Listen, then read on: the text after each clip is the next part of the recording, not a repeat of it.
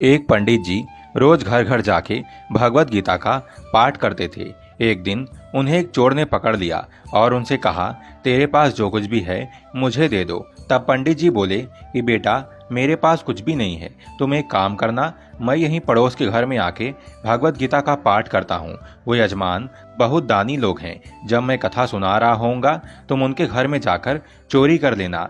चोर मान गया और अगले दिन जब पंडित जी कथा सुना रहे थे तब वो चोर भी वहां आ गया। तब पंडित जी बोले कि यहाँ से मीलों दूर एक गांव है वृंदावन, वहाँ पे एक लड़का आता है जिसका नाम कान्हा है। वो हीरे जवाहरातों से लड़ा रहता है, अगर कोई लूटना चाहता है तो उसको लूटो। रोज रात को एक पीपल के पेड़ के नीचे आता है जिसके आसपास बहुत सी झाड़ियां हैं। चोर ने ये सुना और खुशी खुशी वहां से चला गया।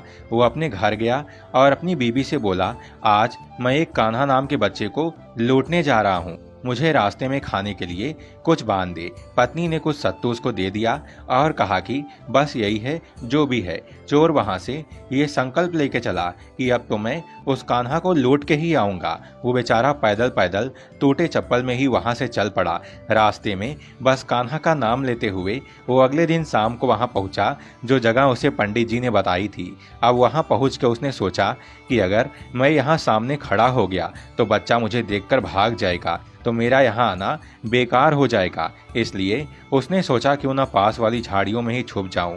वो जैसे ही झाड़ियों में घुसा, झाड़ियों के कांटे उसे चुभने लगे। उस समय उसके मुंह से एक ही आवाज आई, कान्हा कान्हा। उसका शरीर लहूलुहान हो गया, पर मुंह से सिर्फ यही निकला कि कान्हा आ जाओ। अब अपने भक्त की ऐसी दशा देखकर कान्हा जी चल पड़े। तभी लक्ष्मी जी बोली कि प्रभु कहाँ जा रहे हो, वो आपको लूट लेगा। प्रभु बोले कि कोई बात नहीं, अपने ऐसे भक्तों के लिए तो मैं लूट जाना तो क्या, मिट जाना भी पसंद करूंगा। और ठाकुर जी बच्चे का रूप बना के आधी रात को वहां आए।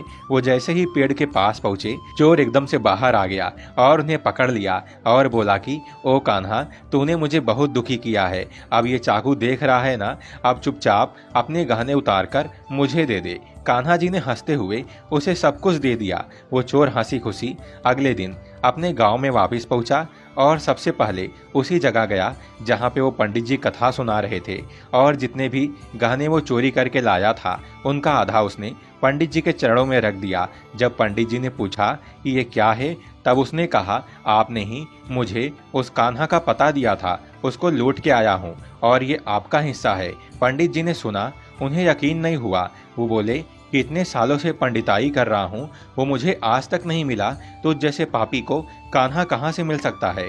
चोर के बार बार कहने पर पंडित जी बोले कि चल, मैं भी चलता हूँ तेरे साथ वहाँ पर, मुझे भी दिखा कि कान्हा कैसा दिखता है।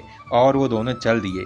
चोर ने पंडित जी को कहा कि आओ मेरे साथ यहाँ पे छुप जाओ, और दोनों का शरीर लहूलुहान हो गया और मुंह से बस एक ही आवाज़ निकली, कान्हा कान्हा। ठीक मध्य रात्रि कान्हा बच्चे के रूप में फिर वहां आए और दोनों झाड़ियों से बाहर निकल आए। पंडित जी की आंखों में आंसू थे, वो फूट फूट के रोने लग गए और जाके चोर के चरणों में गिर गए और बोले कि हम जिसे आज तक देखने के लिए तरसते रहे, जो आज तक लोगों को लूटता आया है, तुमने उसे ही लूट लिया। तुम धन्य हो, आज तुम्हारी वजह से मुझे कान्हा के दर्शन हुए हैं, तुम धन्य हो। ऐसा है हमारे कान्हा का प्यार अपने सच्चे भक्तों के लिए, जो उसे सच्चे दिल से पुकारते हैं तो भागे भागे चले आते हैं। बोलिए हरे कृष्णा, राधे राधे।